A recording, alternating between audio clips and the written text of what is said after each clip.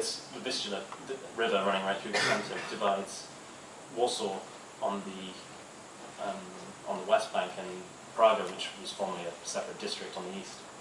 And our project investigated the space between these two.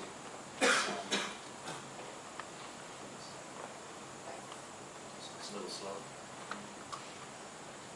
I don't know why it is.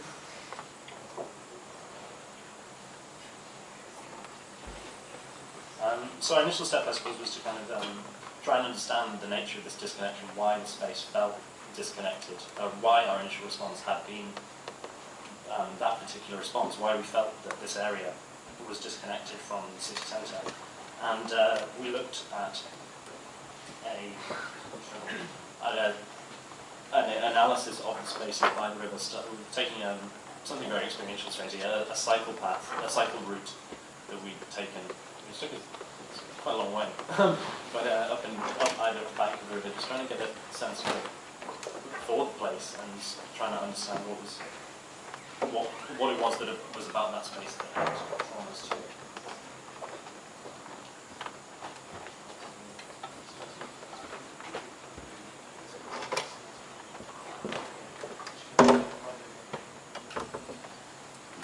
Sorry about this.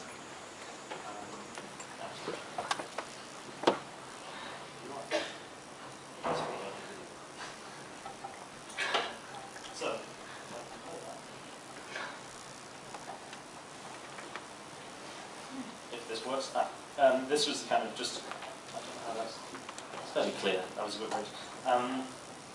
This was the analysis that we kind of undertook when we sort of first got back from the city. It was our initial response, and it looked at, I suppose, removing the route that we'd taken from the context of the city, maybe, and trying to kind of analyze it in an abstract. And we looked at particular things like the distance that you perceived yourself to be from the river or from the city centre, the amount of time that, or the sort of the nature of the infrastructure adjoining the river. And you can kind of see from, again, the bottom left image, it kind of, there's these two 6-lane motorways along either bank that really kind of inhibit access to the central area of the city. I mean, there's gaps that are about 1 kilometre between buildings across the river, right in the centre of the city. Sorry about that.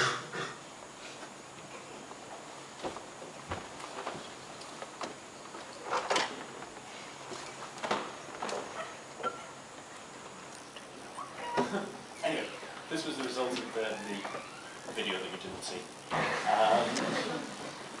Which was to identify these kind of 3 specific sites, just for a little further analysis, that were particularly, we felt, disconnected in a particular way, either by the nature of the ground or the spaces around the river.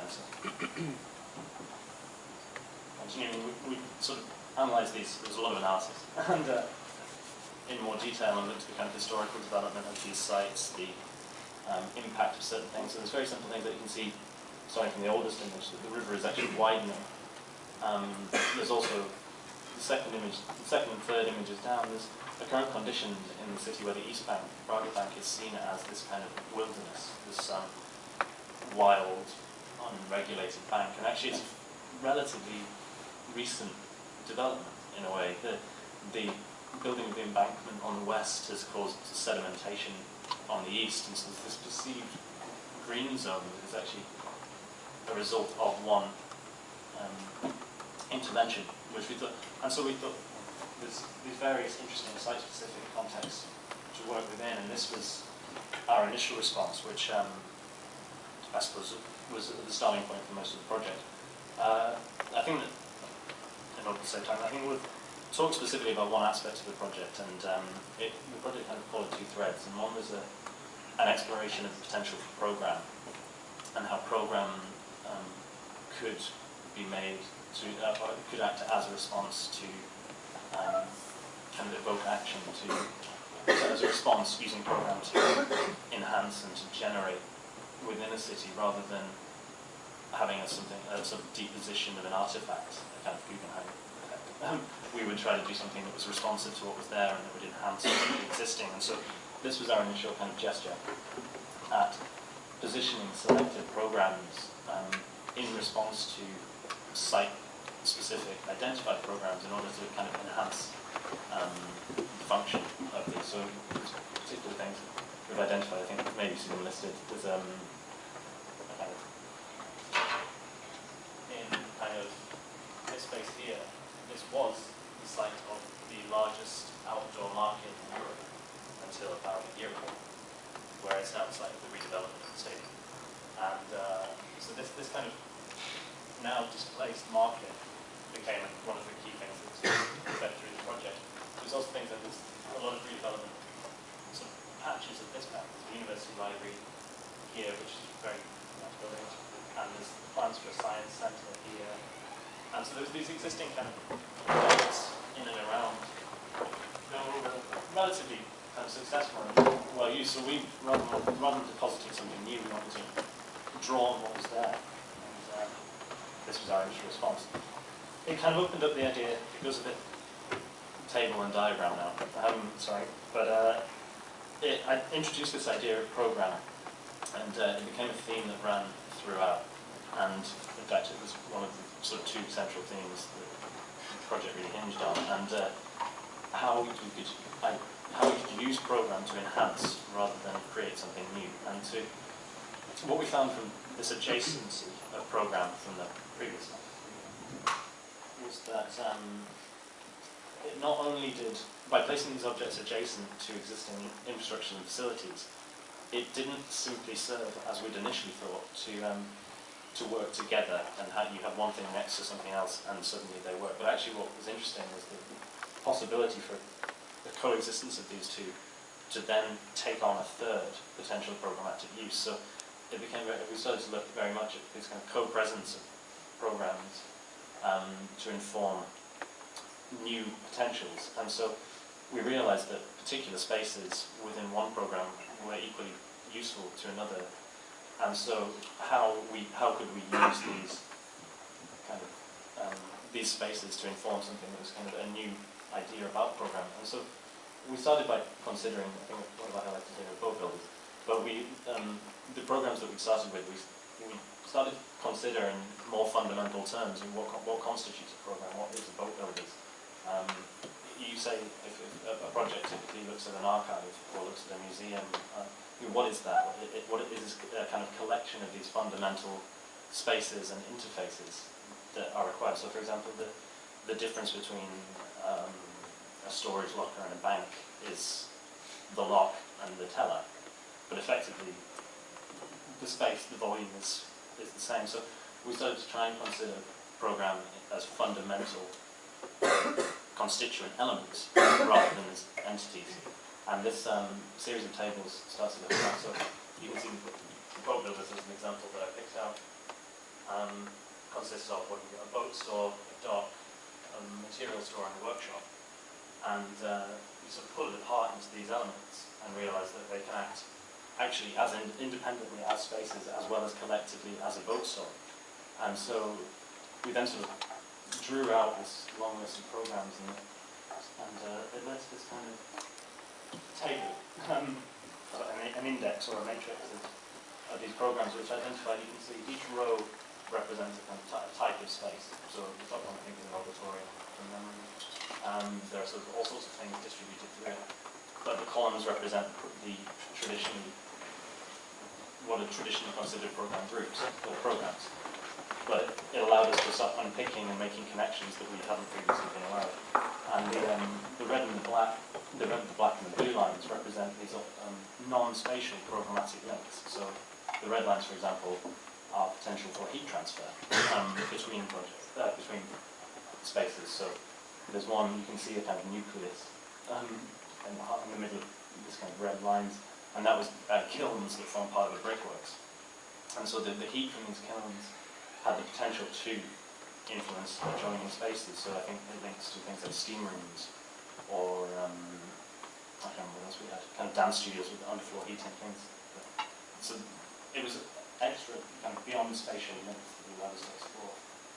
And we then kind of reconfigured this, and this was this is one of the points actually we're still developing really. We looked to reconfigure that table effectively to consider how you could then manipulate these to form program associations that had a spatial consequence. So, for example, this is just reconfigured, but I should put it bigger. But you can see these three share this common element, and so this common space. So actually, if this were to be considered spatial as a built element, as storage or something, if this were to be spatially adjacent to dormitories and a washing space, then it has the potential to act as a residence in the halls, whereas if it was to be placed adjacent to something else that I can't actually read what but it allowed the material store here, then it becomes an archive. And so these common spaces start to be used, or start to inform how you place program. And inform these kind of three typologies in a way. We started to think about how these program links could tie into existing urban fabrics. And these are the kind of three typologies, I suppose, that we came up with, and there's probably more. But if you consider each strip within the diagram to be one of these spatial elements, so a set of washrooms, a set of kitchens, a set of storage lockers, then where they come up against existing points, they suddenly alter the characteristic of the space that you put them in. So the stitch on the left looks at kind of canyon type or gap sites, long extended gap sites between areas of development. The nest looks at these kind of urban gap sites. The logjam will talk more about this, it was all the end of focusing on, but the possibility exists by considering these program pieces to affect what's there as well as to create something that's new. And I think that's something that drew us. What struck me recently, I was talking to Michael, is that, as Mark was saying, that Warsaw seems to be a city that can accommodate large-scale intervention and less use projects.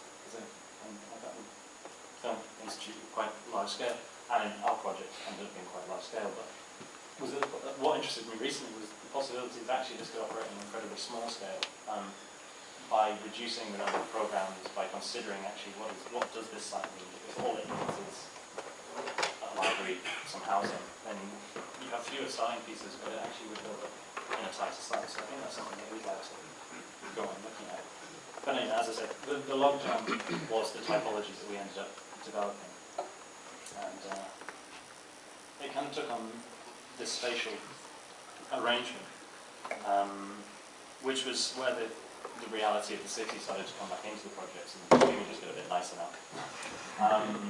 But the placement of these pieces, this is where we thought it was key to kind of get to look at how this works in relation to a real site. Because in a diagram it all seems to work, but then you place it in a real site and it's a thorough test. And so the placement of the pieces isn't just influenced by these adjacencies that we've identified, but by real events and conditions on the site. So there's a kind of topography to all the interventions that is to do with the river. So the river's problematic. While we were looking at it, it's very slow flowing. It's kind of, I think it's too slow to generate any power. It's polluted. It floods sort of annually by somewhere between 4 and 8 meters. As I say, ground is all deposition, so it's very silty. And so there's these considerations went into how we arranged this spatially. And so things like the lower level responded to kind of infrastructural needs. So, for example, when the access road, this existing access road is flooded, there's no need for car parks, so the car can't get in. So these sort of simple things started to inform how we arrange the structure. And the bottom image is a composite of a model that we made and an aerial image just to represent it. And this was a kind of, as I was just saying, the idea that operation is affected by conditions. So this is the effect on the flood, and the red lines are a kind of movement of various either traffic or people or bicycles or various types of movement. And what we found was quite interesting, at a certain flood point, actually it just became a destination. It stopped serving as a bridge, and kind of just became this thing that we went to, but this idea of movement across